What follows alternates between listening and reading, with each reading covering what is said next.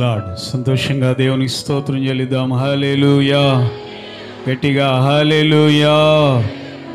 మంచిది దేవుని బిడ్డలారా. దేవుడు మరి గత వారమంతా కూడా మనలను కాచి కాపాడి ఆయన రెక్కల కింద భద్రపరిచి ఈరోజు సజీవు లెక్కలో మనల్ని అందరినీ ఉంచి సజీవుడైనటువంటి దేవుణ్ణి ఆరాధించే చక్కని ధన్యత ప్రభు మనకి ఇచ్చాడు. మరి ఈ కీర్తన చాలా చక్కగా భక్తుడు రాశాడు. దేవుడు గొప్పవాడని, సమస్త దేవతల కంటే కూడా ఆయన పూజనీయుడని, ఆయన అధిక స్తోత్రము పొందదగిన వాడని దేవుణ్ణి ఇక్కడ ఆయన వర్ణిస్తున్నాడు, వివరిస్తున్నాడు. అందరికంటే గొప్పవాడు మనం ఆరాధించే దేవుడు అని ఆయన చెప్తూ ఉన్నాడు. ఎక్కడుంది అది? 4-5 వచనాలు చదవండి. 96వ కీర్తన 4-5 వచనాలు. యెహోవా మహాత్యము గలవాడు, ఆయన అధిక స్తోత్రము పొందదగిన వాడు, సమస్త దేవతల కంటేను ఆయన పూజనీయుడు. దేవుని బిడ్డలారా, దేవుని యొక్క గొప్పతనం ఏంటో ఈ కీర్తనకారుడు ఇక్కడ రాస్తా ఉన్నాడు. ఆయన మహత్యము గలవాడు.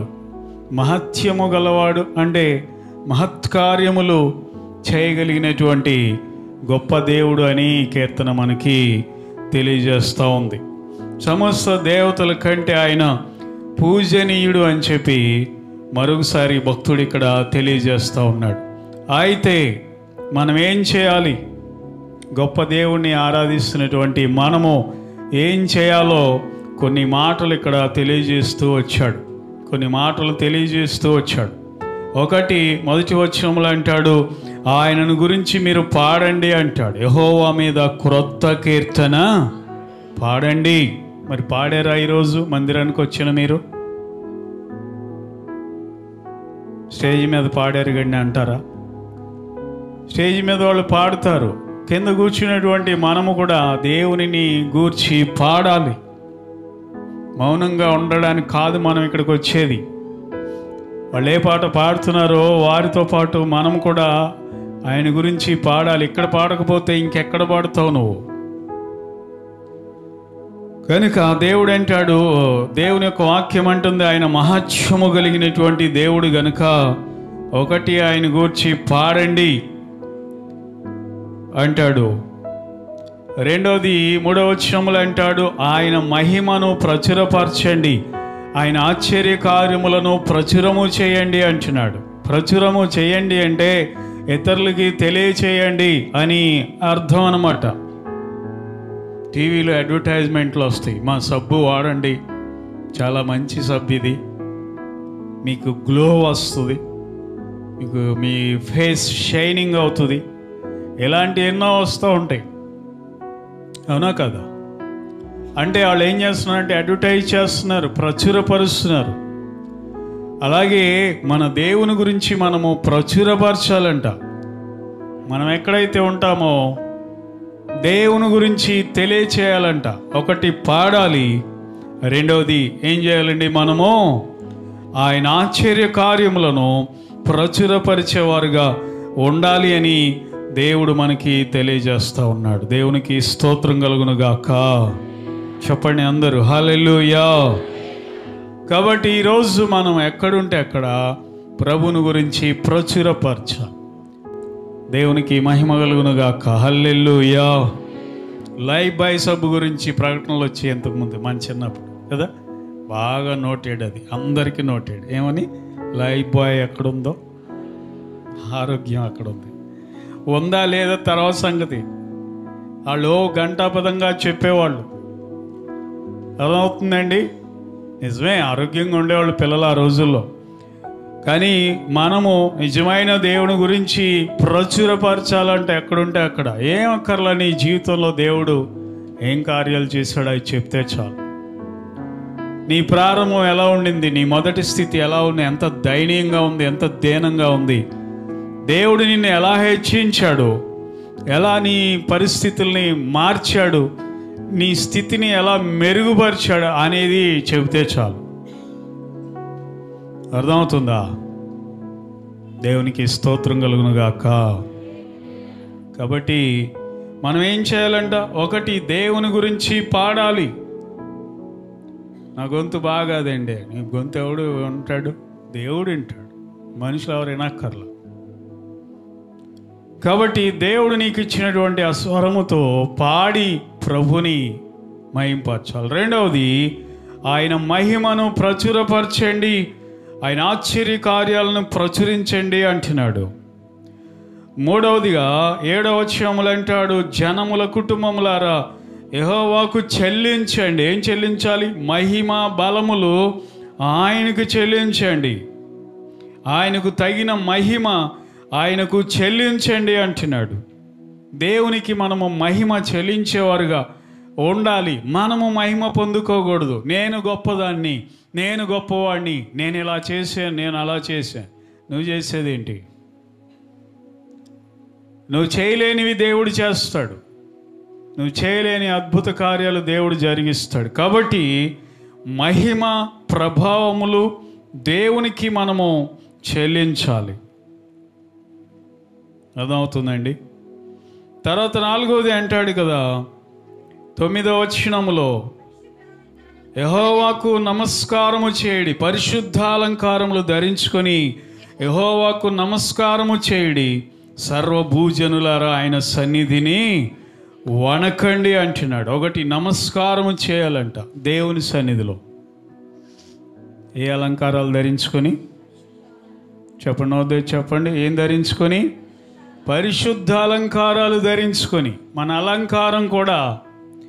అలంకరణ కూడా దేవునికి పరిశుద్ధమైనదిగా ఉండాలి అని దేవుడు కోరుకుంటా ఉన్నాడు. అలంకరణ అంటే ఏంటి? మన వస్త్రధారణ. మన వస్త్రధారణ కూడా దేవుని సన్నిధికి వచ్చినప్పుడు పరిశుద్ధమైనదిగా ఉండాలని దేవుడు కోరుకుంటున్నాడు. యెహోషాపాతు దినములలో కూడా పరిశుద్ధ అలంకారాలు ధరించుకొని పాటలు పాడేసరికి యుద్ధంలో జయం వచ్చేసిందంట. దేవుడు యుద్ధం చేశాడంట వాళ్ళ పక్షంగా. దినవృత్తాంతాలు కదా, 2వ దినవృత్తాంతాలు 20వ అధ్యాయము 21వ వచనం. మరియు అతడు జనులకు హెచ్చరిక చేసిన తరువాత యెహోవాను స్తుతించుటకు గాయకులను ఏర్పరచి వారు పరిశుద్ధాలంకారములు ధరించి. ఏ అలంకారాలంట? వారు పరిశుద్ధ అలంకారములు ధరించి సైన్యం ముందర నడుచుచు. యెహోవా కృప నిరంతరముండును. యుద్ధం చేసేవాళ్ళు ముందుండాలా, పాటలు పాడేవాళ్ళు ముందుండాలా? యుద్ధానికి వెళ్తే ఎవరు ముందుండాలి? యుద్ధం చేసేవాళ్ళు ముందుండాలి. కావాలంటే వాళ్ళని పక్కన పెట్టాలి పాటలు పాడేవాళ్ళని. కానీ యెహోషాపాతు దేవుని చేత ఆజ్ఞాపించబడిన వాడై పాటలు పాడేవాళ్ళు ముందు పెట్టాడంట. పరిశుద్ధ వస్త్రాలంకరణ ధరించుకొని. మన అలంకరణ కూడా దేవుడు చూస్తాడు. కొంతమంది అంటారు హృదయంలో ఉండాలి కానీ పైకి ఏ బట్టలు వేసుకుంటే ఏంటి అంట. నాకు హృదయంలో భక్తి ఉందిలే అని సగం సగం బట్టలు వేసుకుని తిరుగుతామా రోడ్లు ఏమిటే? హృదయంలో భక్తి ఉందిలే అని జిట్టెర పోసుకుని తిరుగుతామా? ఈ నిన్ను బట్టి ఇంకొకరు భక్తి పాడైపోవాలా నిన్ను చూడగానే? అర్థమవుతుందా? కాబట్టి దేవుడు యెహోషాపాతుతో చెప్పాడు ఏమనంటే, మీరు సగం సగం బట్టలు వేసుకుని వెళ్ళండి అంటలా. ఆకర్షణీయంగా కనపడండి అనట్లేదు, జనాలను ఆకర్షించేలాగా కనపడండి అనట్లేదు. కాబట్టి పరిశుద్ధ అలంకారములు ధరించుకొని సైన్యం ముందర నడవండి, పాటలు పాడుకుంటూ వాయిద్యాలు పట్టుకొని నడవండి అని దేవుడు చెప్పాడు. దేవునికి స్తోత్రం, హల్లెలూయా. మనకు కూడా వస్త్రధారణ విషయంలో కూడా ఏముండాలండి? పరిశుద్ధత అనేది ఉండాలి. అర్థమవుతుందా? అప్పుడు వాళ్ళు పాటలు పాడి దేవుని స్తుతించినప్పుడు వీళ్ళు యుద్ధం చేయకుండానే, ఇశ్రాయేల్ ప్రజలు యుద్ధం చేయకుండానే దేవుడు వాళ్ళ పక్షంగా యుద్ధం చేశాడు, తారుమారు చేశాడు అంట. వచ్చిన వాళ్ళందరినీ, శత్రువులందరినీ, శత్రువుడు ఎవడో తెలియట్ల వాళ్ళకి, వాళ్ళ సైనికుడు ఎవరో వాళ్ళకే తెలియట్లా. 4 రాజ్యాల వాళ్ళకు మూకుమ్మడిగా వచ్చారు కదా, వాళ్ళనే పొడుచుకుని చచ్చిపోయారంట. తారుమారు చేశాడు దేవుడు వారిని మార్చేశాడు. కాబట్టి దేవుని బిడ్డలారా, పరిశుద్ధ అలంకారములు అంటే దేవునికి చాలా చాలా ఇష్టం. 1 పేతురు పత్రికలో పేతురు భక్తుడు ఏం చెబుతున్నాడు? 3వ అధ్యాయములో 1 నుండి చదువుతారు. అటువలే స్త్రీలారా, మీరు మీ స్వపురుషులకు లోబడి ఉండుడి. అందువలన వారిలో ఎవరైనానో, అంటే మీ భర్తలు వాక్యమునకు గనక అవిధేయులైతే,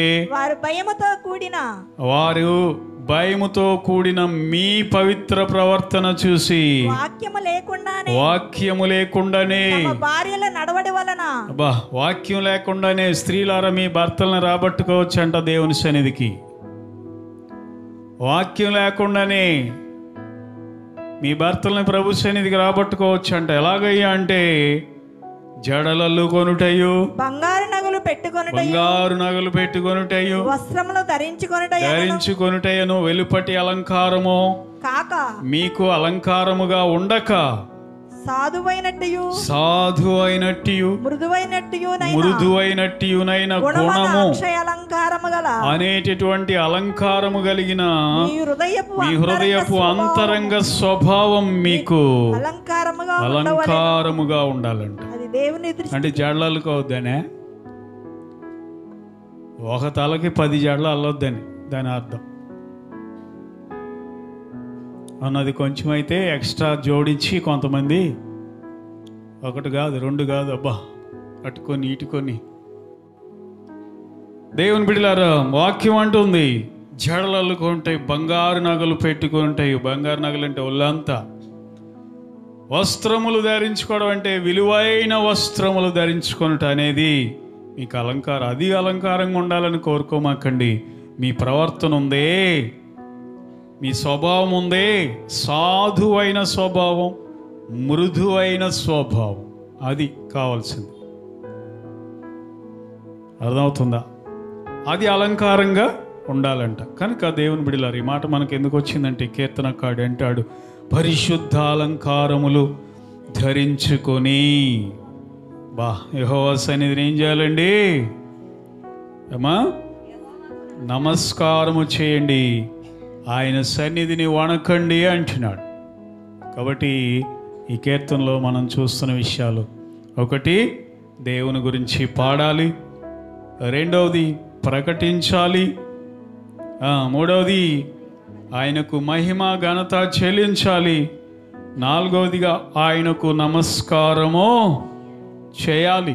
ఈ కీర్తనకాడు మనకు నేర్పిస్తున్నటువంటి అమూల్యమైన విషయాలు. ఆయన సన్నిధిలో గడగడ వణకాలంట. మనం దేవుని సన్నిధికి వచ్చామంటే భయముతో ఉండాలంట. అయ్యో, నేను దేవుని సన్నిధిలో ఉన్నానే, ఆయన మందిరంలో ఉన్నానే అనేటటువంటి భయం అనేది మనలో ఉండాలని దేవుని వాక్యం మనకి సెలవిస్తాం. కాబట్టి ఆ విధంగా ప్రభు సన్నిధిలో భయభక్తులు కలిగి ప్రభువులో మనము వర్ధిల్దాం. ఎందుకనండి, మన దేవుడు మహత్యము గల దేవుడు, అధిక స్తోత్రము పొందదగినవాడు. కనుక ఈరోజు మనం కూడా అలాగ ప్రభుని ఆరాధించుదాం, ప్రభుని గురించి ప్రకటించుదాం, పాడుదాం, భయపడదాం, గడగడ వణుకుదాం, పరిశుద్ధ అలంకారాలు ధరించుకొని ప్రభుని ఆరాధించుదాం. అట్టి కృప దేవుడు మనందరికీ దయచేయునుగాక.